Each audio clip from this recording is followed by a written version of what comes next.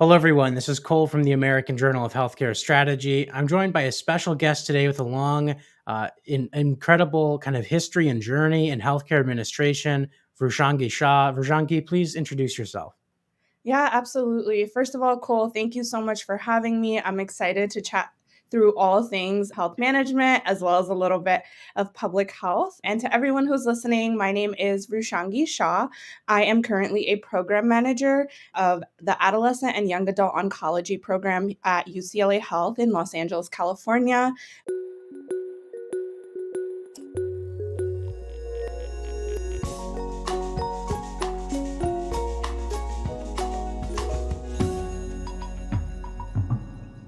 Prior to this, I was the administrative fellow at UCLA Health. And before that, I was really in school my whole life. I did undergrad at St. Louis University, where I majored in healthcare administration and minored in public health. I was also an MLK scholar at the institution. And directly from there, I went to the University of Southern California, Sol Price School of Public Policy, where I received my master's in health admin. I'm excited to chat today. We're really excited to have you on. LA area is popular. People desire to go there. And so I think that'll be nice for fellows. But as we've been talking about, you've also had challenges that you've overcome, similar to a lot of the people who are successful now. And so, but, when we start off early on in undergrad or in grad school, we might not know as many people who've been successful. So it can seem very daunting to look at. So I Mhm. really appreciate you coming on to share about that. I want to first, go back to undergrad and talk about that, degree program that you did at the University of St. Louis University, rather, excuse me, Yeah. in healthcare administration and management. I believe you were talking about earlier that there was a bit of a major change that went on there. What was your previous major, and then what was the reason for the change? Yeah, absolutely. So at St. Louis University, or I'll refer to it as SLU moving forward, which is what everyone in the Midwest calls Oh, it. that's awesome. When I first entered, in high school, I think I was like, I'm going to do something in healthcare. Maybe I'll become a doctor. I think deep down in my heart, I always knew that going the physician route or even any clinical route wasn't me being true to myself, but it was like the safe option. And so when I first entered SLU, I was actually for the shortest time, I decided that maybe I'll do business. Before I even stepped foot on campus, though, I switched. And for about a year and a half before I found health administration, I was a health sciences major on a pre physical therapy route. And very honestly, right from the get go, I would say I wasn't really my classes. I had a lot of stress, a lot of anxiety, especially around exam time when it came to those biology classes, even some of the more challenging, I think, math courses. And so did about a year and a half of that. Mental health, not so great, grades also not great. And I trying to be as authentic to myself, I knew I wasn't in that moment because not only were my grades terrible, but I didn't feel passionate about going the clinical route. And so my sophomore year winter break, I literally Googled careers that mix business and science together. And funny enough, that's exactly how I found health administration. And, I decided then, I was like, this feels like something I would be incredibly interested in. So I applied to switch my college. So I went from the College of Health Sciences to the College for Public Health and Social Justice and, switched my major to health admin with a minor in public health. I feel like health management and public health go well together. And so that's kind of how I ended up in that major. And I absolutely fell in love. I'm so, so thankful I found that major.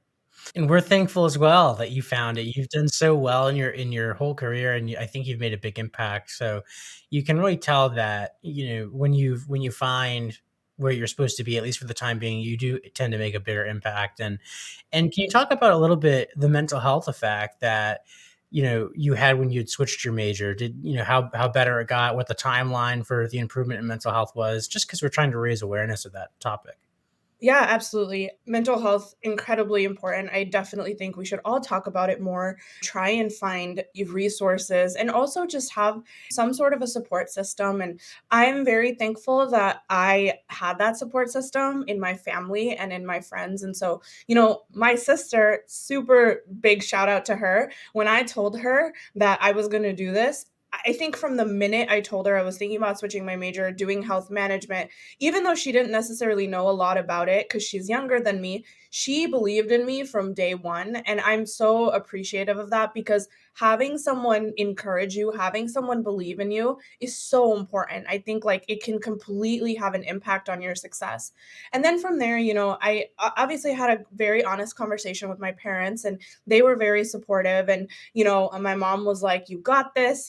If you feel like this is the path for you, go ahead and switch your major. So talk to my mom. I remember there was a day where I had done very poorly on a biology exam and I remember just being in tears. I called my mom and she called my dad and my dad was like, "Don't worry about it." He drove, I think it was 45, 50 minutes to my campus that day, left all his meetings, and I remember sitting at this very popular sandwich shop and he sat with me and he, talked to me about his journey, some of the classes he did poorly in when he was in college, and he was like, don't worry, we'll figure this out together, switch your major. And then to kind of answer your question of like the change in mental health, oh my gosh, that February of my sophomore year, I was officially accepted into the college for public health, officially accepted into the major.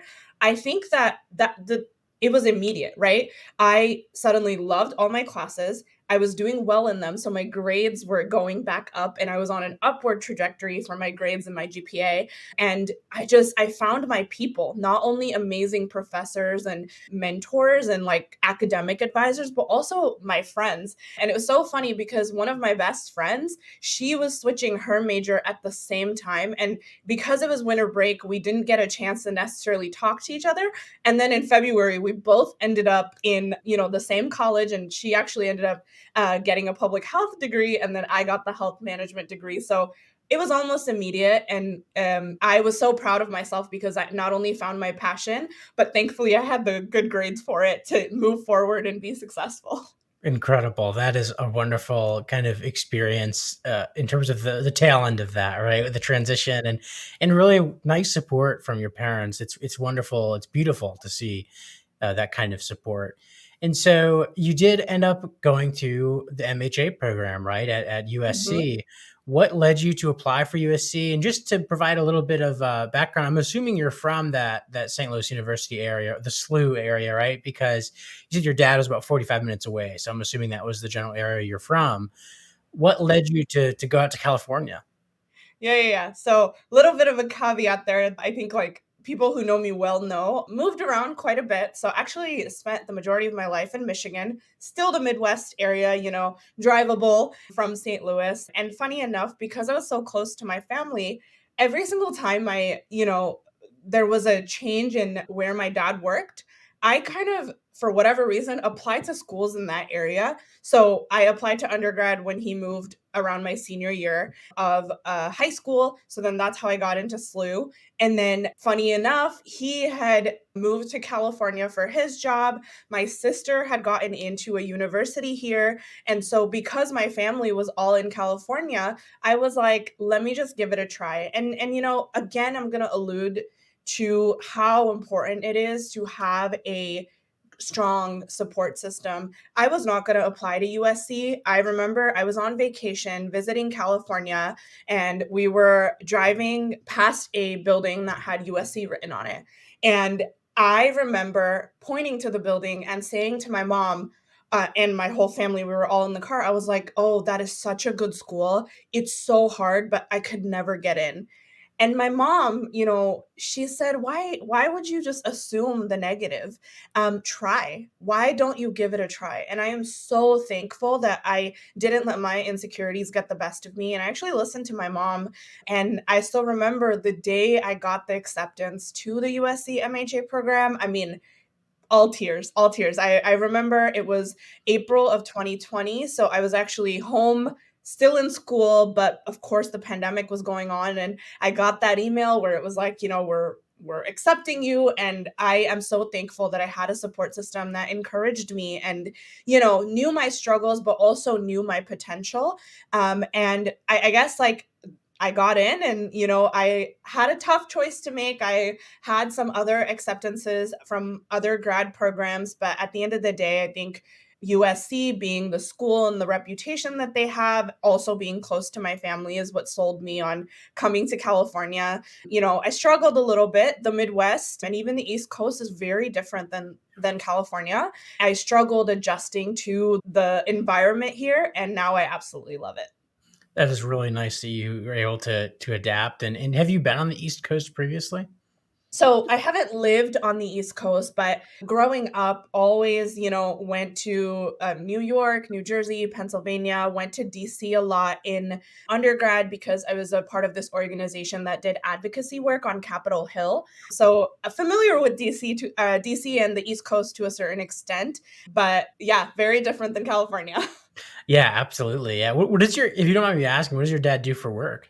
Yeah, so he is in quality control and compliance for medications. And so he does a lot of things, but part of his work is making sure that, a pharmaceutical company that is producing medications for human consumption, they are meeting all the quality, kind of the quality metrics and the compliance metrics set forth by various compliance organizations, including the US FDA. And so currently, he's serving as the chief of global compliance at this organization, and he absolutely loves it. He has been in the industry for, I think, more than 30 years. So, a lot of the lessons that I've gotten professionally, I've received from him, and I'm so thankful for that.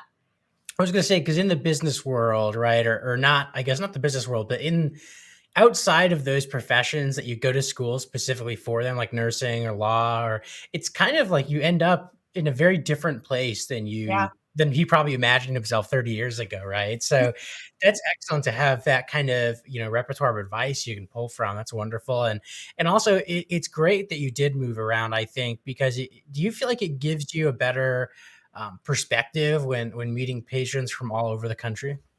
Oh my gosh, absolutely. And, I was prior to Michigan, I was actually born in India, and then my parents and I immigrated to the United States. And thankfully, my parents made sure that my sister and I spoke multiple languages, that we stayed connected to our South Asian identity while also, adjusting, at least for me being kind of three, having grown up in a different country for the first couple years of my life, like making sure I also adjusted to American life, if you will. Sometimes there is that, like, I'm too American or I'm too Indian, and finding that balance. But with that being said, oh my gosh, I think moving around when it was happening, it was so hard. But as they say, hindsight is 2020. And looking back, I'm actually so thankful that I moved around as much as I did. I have the absolute privilege of having wonderful friends and connections, not only personally, but also professionally across multiple states, all across the Midwest, the East Coast, now the West Coast. And I'm so thankful for that. It gives me a very, I think, unique perspective on everything I do. And I think having a South Asian identity, having the ability to speak multiple languages, I know that I think differently than some of my peers. And I think having that cultural identity helps me connect also with, people a little bit more. Yeah, I love that, and I think that's very vital, especially in LA, the nation's second largest city. It's a hub for immigration and for tourism, and so I think that that's really important to try to tie into the identities that you have there. I think that's really important. So thanks for sharing that as well. And we encourage people to be proud of their identity, and I've heard that UCLA does really good at that, right? Yeah, and kind of touching on the culture. So I think the fellowship process for me was very intense, and it was a big decision to make where I was going to do my fellowship. Having spent now a year in fellowship and almost another year in my post fellowship role, oh my gosh, the culture here is so incredible. In my experience, I have had such a good time working here. I think and this is probably true of a lot of academic medical centers, but teaching is obviously a big part of AMCs, and it's in their mission. A lot of them have it as like a pillar for what they want to do as they serve patients and serve communities. And UCLA Health is no exception to that. I think what I love the most is the teaching extends beyond kind of just we teach clinical staff. I think doing a fellowship, I was able to learn from administrators and senior leaders, and people are kind, people are welcoming, and I think they're so attached to the mission, vision, and values. And it trickles down, right? It starts at our leadership, it starts at the senior most level. And because those leaders care so much and want to provide the best care, their employees see that, the managers see that, the clinical staff see that, and it kind of trickles down. Apart from my day job, another thing I have recently picked up in the last couple months is volunteering. So I actually decided that I was big into volunteering in high school and college. And during the pandemic, all of that kind of stopped. And obviously so. But I kind of wanted to get back into giving and being able to do something. So another kind of aspect of how I get to interact with incredible people at UCLA is through my volunteer role, which is I'm a peds cuddler at UCLA Mattel Children's Hospital. And I, go up to the floor every week and I sit with our babies and I cuddle them, and I get to interact with the incredible nursing staff and the care partners, and it's the culture here is strong and it's beautiful. How did you identify that volunteering experience? How did you find it? Yeah, so I actually found it because I was talking to someone and, they said that they were interested in doing it at their hospital. And I was like, oh my gosh, will they take two volunteers? And she was like, let me find out for you. And in the meantime, I was also talking to one of my coworkers and one of my friends here at UCLA. And I was like, hey, like, do we have a program like this at our health system? And she was like, your timing is impeccable because we literally are just restarting that program. We had to put it on pause and, you know, uh, kind of like change priorities a little bit, especially with COVID and the pandemic and everything, but it's going to be up and running. Do you want to like apply and kind of get cleared for that? And I was like, absolutely. And again, this was a connection. The person who put me in touch with the, volunteer services was a connection I made during fellowship. And it was like a coworker who turned into a good friend. And I'm so thankful that she connected me and I'm able to do that every week. Yeah, those connections and that kind of luck and timing is incredible. So that's excellent. Mhm. And what a really unique volunteer opportunity. That's super cool. Yes. Before Yes. got into the fellowship, you actually had quite a bit of experience, right? I mean, you weren't just Yeah. doing school. You had these 3 internship experiences, I think totaling, if you put them together, about 2 years in total, right? So Yeah. quite a way, amount of experience. What about these stuck out to you, kind of, as knowledge or as projects that you really particularly enjoyed during these 3 internships? What was especially impactful for you? Yeah, thank you. That's such a good question. I guess I'll pick two projects slash two of those internships that I really do want to highlight to show the diversity in the field of healthcare administration. So first I'll start with a internship that I started while I was still in undergrad. I was a senior at SLU and I joined SSM Health and was their continuous quality improvement intern, which is a mouthful, I realize. And so I was doing a lot of quality improvement projects. I had an incredible mentor who is now like I believe like a system vice president for SSM, and Mm. she and throughout this kind of conversation I also want to highlight to everyone who's listening the importance of having great mentors. Game changer in our field, and I think in life in general. I think if you have someone who you can call a mentor, which I am blessed, to have a handful of them, it it can really provide a very unique perspective and help shape your journey. And so going back to this mentor, she let me pick a lot of my projects. One of the cool kind of organizational tools that I was able to help set up was actually at the very end of my internship. And unfortunately, due to COVID, they did have to end the internship Mm, early. But my last project with them was creating an organizational tool to help one of the first like command centers that came up for COVID at SSM Health to help senior leaders organize how they were going to get their staff together, how they were going to keep track of everything. And I think like anyone who I mean, all of us having lived through COVID, historical event, but I think being in a pandemic and then being in healthcare, even though it wasn't clinical, to a certain extent, it had a very lasting impact on how I view, I think, emergency management and its impact on the health system. And so that was a very incredible experience. Another experience that I want to highlight, so USC's MHA program is unique in that instead of doing a summer internship, which a lot of like MHA and similar programs require students to do, we actually have a 1,000 hour residency program that you're kind of doing while you're still a full-time student. So you really have to kind of good at time management because you're balancing classes. So you start in the summer between your first and second year, and you continue either until you are done with your 1,000 hours or until your residency kind of wants to keep you. My residency was very unique that it actually didn't start in the summer. It started in the spring of my first year, and it lasted until the spring of my last year. So through basically, I was there until a month before graduation.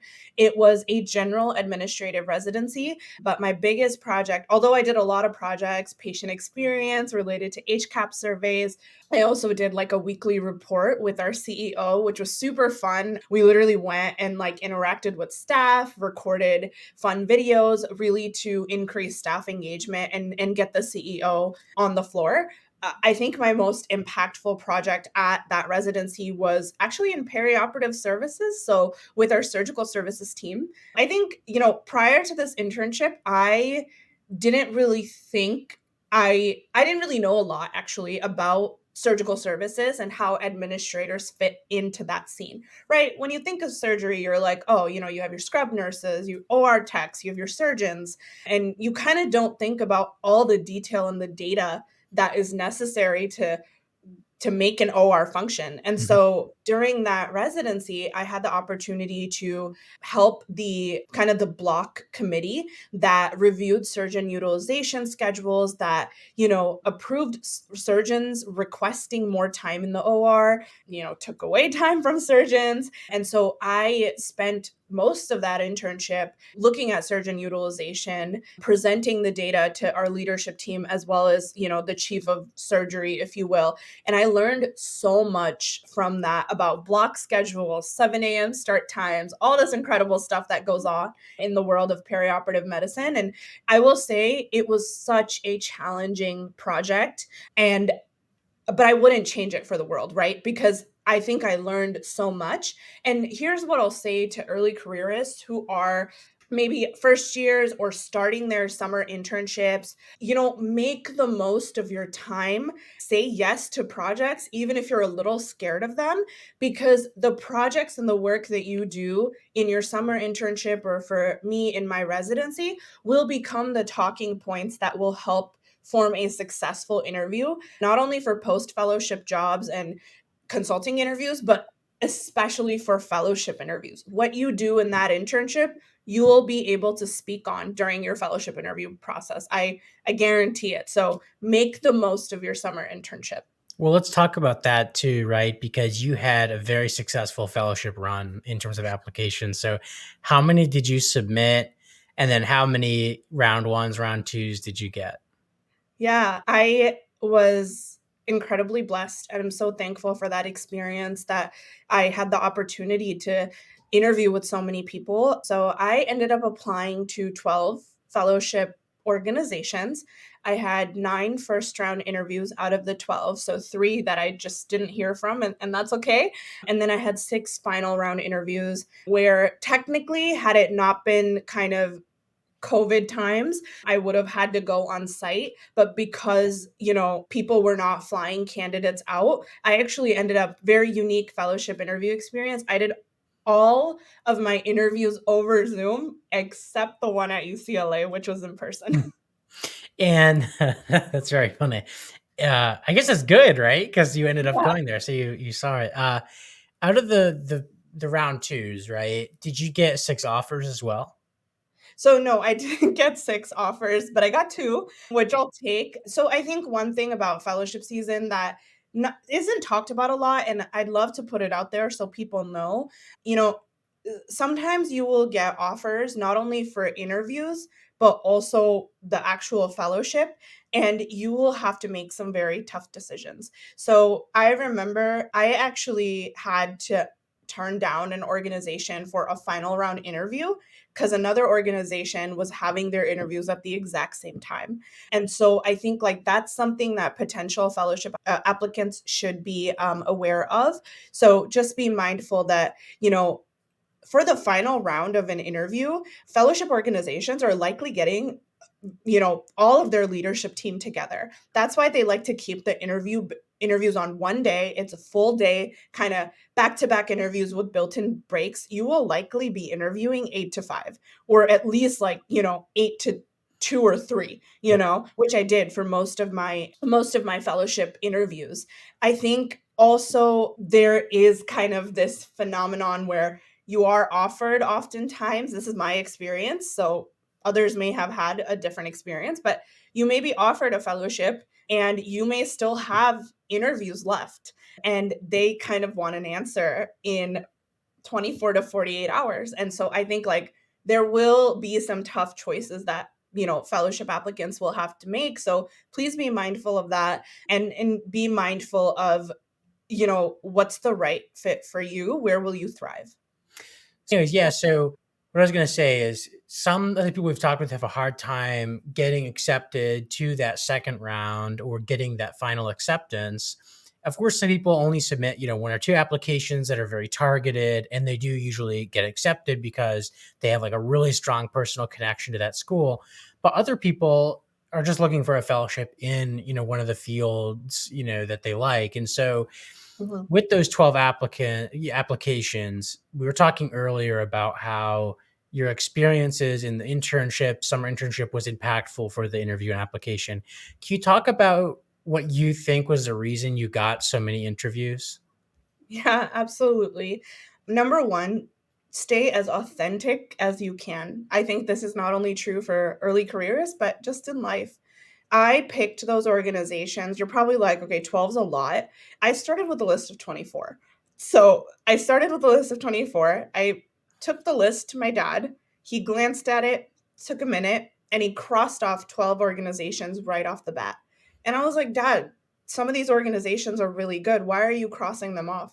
And he said, I want you to go back. I want you to look at this list, and I want you to genuinely ask yourself, are you going after these organizations because you want to be there and you feel it's a good fit, or because they have a certain reputation that you think will look good on your resume? And he was right. A lot of those organizations, I applied, I probably wouldn't have even gotten a first round interview because I was applying to them with the intention of this is a good one. I should have another backup. And when you go in with that mindset, then you want everything. You want to be like, I want a backup and I want another backup. So right from the start, I urge anytime I talk to people about fellowships or just even job applications or life things, I'm like, be true to yourself. So start there, right? I think from there, when I interviewed, so first round oftentimes will be with the current fellows or, former fellows who will interview you because they've experienced the fellowship, they kind of know the process. Anytime I had a first round interview, I made it a point to, of course, like do your research, figure out your why. And with every organization on that list of 12, and then finally, I would say on the 9 that I did first round interviews with, I had a specific why, right? I was like, okay, why am I applying to UCLA Health? And why is that different than XYZ organization, Mm. another one that I applied to? And I made it a point to communicate that with the first round interviewer. I said, UCLA Health, and I'll use UCLA Health as my primary example because that's where I ended up. And I think it's best to share that. But when I spoke to people at UCLA Health, and even in my personal statement that I submitted, I talked about their efforts that were active, right? Their homeless health collaborative, Yeah. their health equity, diversity, inclusion kind of initiatives, and what they're known for. And so I think like first round, right off the bat, know your why. Know, why do you feel called to this organization? And if you become the fellow, what do you hope to learn and accomplish? And I think that's what set me apart and then gave me the opportunity to move on to the final round. And I'll call these individuals out only because, I interviewed with them and what they said really stuck to me. Multiple CEOs at final round hospitals interviews told me, they said, if you're in the final round as a fellow, you have the qualifications to be here. It is really coming down to it being a mutually beneficial situation where it's a good fit for both the candidate and the organization. So I think another encouragement for people, whether you get to first round, whether you make it to final, and let's say you end up with a fellowship offer, maybe you won't. The fact that you are going through the process, you need to give yourself grace and you need to, it's commendable. It is a rigorous process. As someone who did not leave her house between the months of September and I think like the first week of November, I understand. So I think I also encourage candidates to not lose hope. And I know this because I did this. There will be days during the fellowship application cycle where in one day you'll get two rejections and that same night someone will call you and say, we want to invite you to the final round for this organization. So it's truly a roller coaster, but be genuine, be authentic, know your why, and come with concrete and diverse examples to the interview questions. And I think you will definitely be successful. Very, very good advice. And I really appreciate you kind of really explaining that because it's hard to do this for even people with, who have experience applying to schools or who have done similar things. It's a challenging process. So thank you for sharing that. Can we Mhm. talk real quick about that fellowship to full role transition at UCLA? Are you finding that the fellowship is really popular at UCLA and that people are not people, I guess, but that there are a lot of fellows in the organization or that there are people who know fellows. So do they have that retainment or is it, more sparse? What does that look like? Yeah, absolutely. So I'll start by saying that the fellowship, I love the way the fellowship preceptor and the director of hospital ops, Drew, the way he describes the fellowship, I've kind of picked it up. And so when people ask me, I also use kind of his wording, if you will. But the way the UCLA Health Fellowship is structured, he calls it the Dream It, Do It Fellowship. So, right from the beginning, you get to turn in your resume and kind of like a wish list, right? Aims and goals that you hope to accomplish. And this can be departments you want to work with, it can be projects that you want experience with, it can be shadowing opportunities. And you submit this to, Drew and the team right at the beginning of the fellowship. The fellowship is then structured that for the first month or so, you are strictly doing meet and greets. You're not doing any projects. I loved that, right? And yeah, it's a lot of meet and greets. And by the end of the 1 month or 1.5 months, you literally can say your elevator pitch and your introduction in your sleep, which my co-fellows and I, who by the way, were from the Army Baylor program, which is another unique aspect to UCLA's fellowship, where they have the civilian fellow and then they usually have 1 to 2 fellows from Army Baylor. So I had two incredible co-fellows, one from the Army and one from the Coast Guard, and they were also getting their degrees, MHA, MBA at Baylor, Army Okay. Baylor. And so anyway, we had these meet and greets, and during the meet and greets, you also get to learn about the leaders at UCLA, and then you can kind of also figure out what projects are available, where your interest areas lie, and what you hope to accomplish. What really set it apart for me was the fact that the leaders are trying to get to know you, right? So yes, to answer your question, people know who the fellows are. People know, how the fellows have kind of grown in the organization. We have many fellows that are kind of a part of the executive leadership team at this point, and they did their fellowship, 7, 8, 9, 10 years ago. And so I think that's absolutely incredible. There is a strong effort to keep fellows post fellowship as well. And of course, life things happened. Some of our fellows have moved back like to a different coast or, a different city to be close to their family. And that's obviously very understandable. But I think there is a huge effort in keeping the fellows, especially after that first year. And so very thankful for that. And every year when our summer interns arrive and when our new fellows arrive, we have lunches and we have opportunities to reconnect with each other to keep that community going.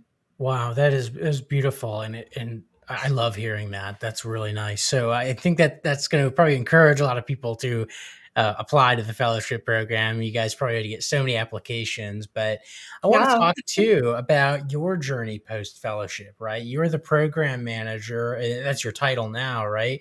Can you Yes. share how you got into that role, what department it's in, and just share a bit about what that transition has been like? Yeah, absolutely. So I'll kind of back it up a little bit, and I have to kind of set the scene during my fellowship because that's where I actually figured out that this is what I wanted. This is an interest area for me. So during my fellowship, I did a lot of projects, and I'm so thankful I got to do projects kind of in various wings of the hospital, if you will, from international health to working with ortho neuro, all the way to cancer services, which is where I am now.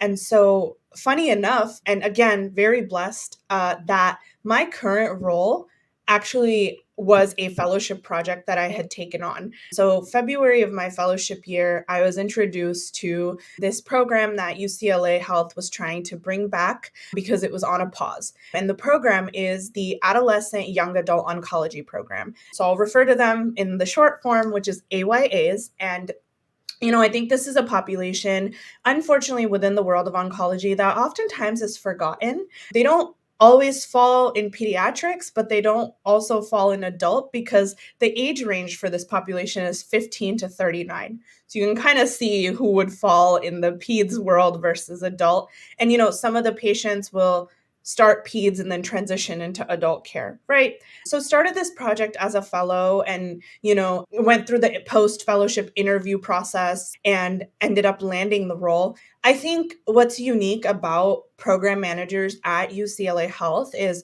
you can be a program manager and have, one program manager can have a very different kind of day to day than another one. Some may have direct reports, others may not. For me, I don't have any direct reports at the moment. My day to day kind of looks like there are a handful of meetings, absolutely, but a lot of it is process improvement, creating, process maps, creating decision trees. So I'll use a specific example. So one part of the AYA program is related to fertility care. Oftentimes, patients, before they start chemo or radiation, they have to make very difficult and important decisions around their fertility and their future. So one project that I completed just now is creating fertility decision trees for our providers to help ensure that patients have these conversations with their providers and receive the fertility care that they choose to have. And so this is kind of like a day to day, right? It's some days are headphones in, classical music in, which is what I love listening to when I'm like doing busy work. And it's creating these slide decks, it's creating these process maps, getting ready for meetings with not only administrative leaders, but also sometimes physician leaders. And then other days, you're running around, you're meeting a lot of people, you're trying to engage shareholders within the hospital, working closely with social work, working closely with our Center for Integrative Oncology, trying to figure out can we bridge the gaps in our AYA care. So every day is a little bit different. And then my kind of goal is also not to get lost in the day to day all the time and also planning long term. So the strategic piece, I think, of healthcare administration also comes in because while I'm doing these smaller projects on a day to day, there's also the idea of, okay, how do we look to the future? How do we make sure that this program is going to be sustainable and grow so we can reach all the AYAs that not only come to our, hospital here and our inpatient, but also now, with kind of the growing world of ambulatory care, how do we make sure that patients in our clinics also have standard care that inpatients are receiving? Wow, what an incredible role. That's a very cool role. I mean, I'm thinking our audience is going to hear the same thing and think that's really cool. I actually would like to have you back on another time just to discuss that, role in general in the AYA space, because that's very, Yeah. it sounds complex, right? Especially when you think about, like you were saying, how so much cancer care is centered around the population that is, most commonly getting cancer, which is, 30, 40 years older than this population that you're working with. So Yes. that is really impressive. And I do want to thank you so much for sharing your extra time. I know it's a little bit earlier in the day there in LA than here, but I do really, really appreciate it. And I hope our audience really enjoys this. I'm sure that they will. Yeah, no, I feel like I need to thank you. Thank you so much for giving me an opportunity to share my journey. It's very unique. I think all of us have such a unique journey, and I always say this to people whenever I talk to them about health administration or just career things in general. So I'll leave the audience here, whoever is listening, with this. Your story is absolutely your superpower. So don't shy away from it and use that to navigate life and be a genuine and authentic leader in whatever part of healthcare you end up in. I I know that this episode is often shared on LinkedIn, and so I also encourage the early careerists who have questions about fellowships, health admin, internships, or just want to chat and have a new perspective. Please reach out. I'm a talker. I can talk about this all the time. I've recruited tons of people to health admin in undergrad, convinced a lot of people to change their major. And so that's kind of the joke now with my academic advisor. But please reach out if anyone wants to chat, needs advice. I am hoping to be the resource that I never had in someone who was on a similar path. I had to navigate a huge chunk of health admin and fellowship by myself. And so giving back to other people is something I care about a lot and I hope to do. So please reach out. And again, thank you for your time. Thank you for showing me. Appreciate it a lot.